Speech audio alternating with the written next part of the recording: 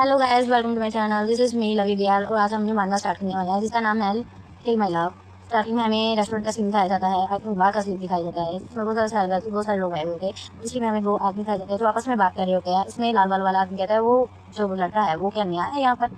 तो इस पर वो जो सुनहरे वालों वाला लड़का होता है कौन, अच्छा वो यहाँ पर जो लड़का बैठा है वो हमारे पास में लीड है जो कि एक किताब पढ़ रहा होता है। उसी पर सुनहरे वालों वाला लड़का बोलता है वो तो यहाँ पर कितने टाइम से आता जाता है, जब से मैं रिटायर हुआ हूँ और इस टाउन में मूव हुआ हूँ लगभग 8 साल हो गए। वो यहाँ आता जाता है। ना ही उसकी कोई फैमिली है, ना ही उसकी कोई फ्रेंड्स हैं, ना ही वह उसके पास कोई प्रॉपर जॉब है और ना ज़्यादा वो किसी से बात करता है। इस पर लाल वालों वाला आदमी कहता है वो बहुत छोटा है, ना ही उसके पास कोई काम धंधा है। वो मुझे पक्का पता है तो बिल्कुल भी पसंद नहीं होगा। और कहता है उस टाइम पहले जो मेरा सन था वहीं उसी के सराउंडिंग में था। अचानक से कुछ लोग मेरे बेटे को पीटने मारने लगे। ये आदमी वहीं से ही गुजरा लेकिन उसने ना ही कुछ कहा ना ही कोई पुलिस में रिपोर्ट की। इसी पर सुनहरे वालों वाला आदमी कहता है ओह हमारा सन ठीक तो है ना। कहते हुए वो बोल रहा है वो जो लड़का है वो बैड नहीं है, बुरा नहीं है। उसने मेरी भी एक बार हेल्प की थी। शायद वो किसी झंझट में ना पड़ना चाहता हो, किसी को ना ही वो ट्रबल क्रिएट करना चाहता हो। तुम देख सकते हो कि वो कितना छोटा है। वो मुश्किल से खुद को ही डिफेंस नहीं कर पाएगा और तो वो उन सब लोगों से अकेले कैसे निपटता। तो ये बातें हमारी वो मेन लीड है वो भी सुन रहा था और वो कहते थे किताब वो वहाँ से खड़ा होकर और जाने लग जाता है। उसी पर ही लाल बाल वाला आदमी कहता है पर वो उस गैंग को पकड़वा भी कर सकता था। वो वहाँ से एकदम से डिसअपीयर ही हो गया था। हमारा जो बॉटम लीड है वो उस रेस्टोरेंट से बाहर आने लग जाता है। जैसे ही वो बाहर निकलता है उस रेस्टोरेंट का एक स्टाफ उसे देखने लग जाता है और कहता है शियाओ वैन। यहाँ पर हमें हमारे साथ मंदिर का नाम पता चलता है जिसका नाम है शियाओ वैन। वो पूछता है शियाओ वैन तुम आज इतनी जल्दी घर क्यों जा रहे हो, यूजली तुम तो 11-11 बजे तक यहाँ पर रहते हो।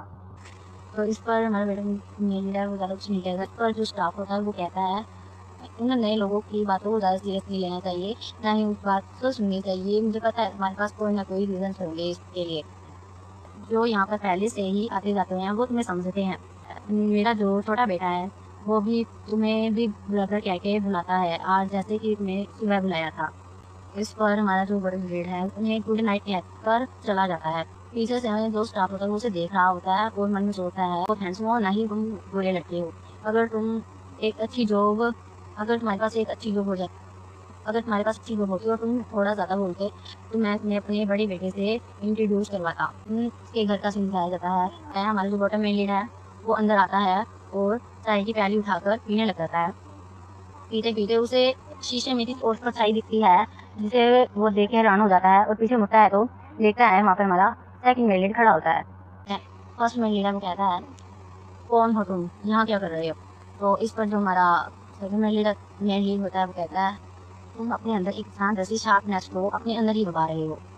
तो कोई तुम्हें कितने टाइम से फॉलो कर रहा था और तुमने नोटिस भी नहीं किया कि वो तुम्हारे घर में भी घुस चुका है। एंड सेकंड में ये कहता है कि किसी ने तुम्हारे ऊपर सामने से ही हमला किया तो उसके लिए इजी होगा तुम्हें मारना। हमारे पास में लेट कहता है कि तुम वही काम करते हो जो मैं पहले काम करता था। तुम यहाँ कैसे आए। तो मैं तो सक्सेसफुली यहाँ से रिटायर हो चुका था, कितने लगभग 10 साल पहले ही रिटायर हो चुका हूँ। तुम मुझे सडनली ऐसे क्यों ढूंढने लगे, तुम्हें किसने भेजा है। तो इसमें हमारे सेकंड में कहता है पर शॉर्ट्स को ला लिया और मैंने कुछ लोग भी लाए हैं यहाँ पर, तुम्हें मैं याद नहीं हूँ। हमारे पास महसूस होता है 10 साल पहले नॉर्थ कोस्टल गैलन के वो वेयर हाउस में कट सीन हमें वहाँ का सीन दिखाया जाता है, पास का सीन दिखाया जाता है जहाँ पर उसने स्पेसिफिक ब्लडेड अल्फा चाइल्ड को सेव किया था। कट टू सीन हमारी बॉटम में लीड है वो चाकू उठाता है और सेकंड में लीड पर वार करता है जो कि उसके बालों से छोटा सा कट लगाते हुए दीवार पर लगता है। और इसको आपसे मैं बैन कहूँगी हमारी बॉटम में लीड पर। ओके तो बैन कहता है कि यहाँ चले जाओ, यहाँ से दफा हो जाओ। तो हमारा जो सेकंड में लीड है वो कहता है तुम्हारी स्किल अभी भी एक्यूरेट है। और इसी पर हमारा जो बैन है वो कहता है उस टाइम पर मैं वहाँ पर अपने असिस्टेंट के साथ था, अगर उसने मुझे सेव नहीं किया होता तो तुम यहाँ पर अपना टाइम इस स्मॉल टाउन में वेस्ट नहीं कर रहे होते। और वैन कहता है चले जाओ यहाँ से, इससे पहले कि मैं अपना दूसरा नाइट तुम पर मारूं। जो हमारा सेकंड मेल होता है वो कहता है तुम मुझे नहीं मार सकते, तुम मुझे मारने का बोझ नहीं उठा पाओगे। हमारा जो वैन है वैन दूसरा नाइफ उठा कर उस पर अटैक करने ही वाला होता है कि उसे चक्कर से आने लग जाते हैं। तो उसके हाथ से नाइफ गिर जाता है और वह सोचता है मैं ऐसा बिजी फील क्यों कर रहा हूँ। और वो सोचता है इसको क्यों में कुछ ना कुछ तो मिलाया हुआ ना। और जैसे वो गिनने वाला होता है सेकंड में ले रहा है, वो उसे पकड़ लेता है और कहता है कितने पथेटिक हो।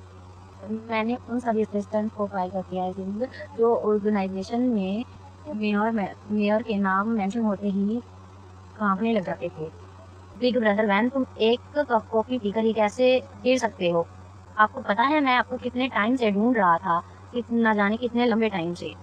लगभग 10 साल हो गए मुझे आपको ढूंढते हुए। और हमारा जो सेकंड मेल लीड है वो कहता है फाइनली मैंने आपको ढूंढ ही लिया। और वो एक क्रीपी स्माइल करता है। इसी क्रीपी स्माइल के साथ ये फर्स्ट चैप्टर खत्म हो जाता है।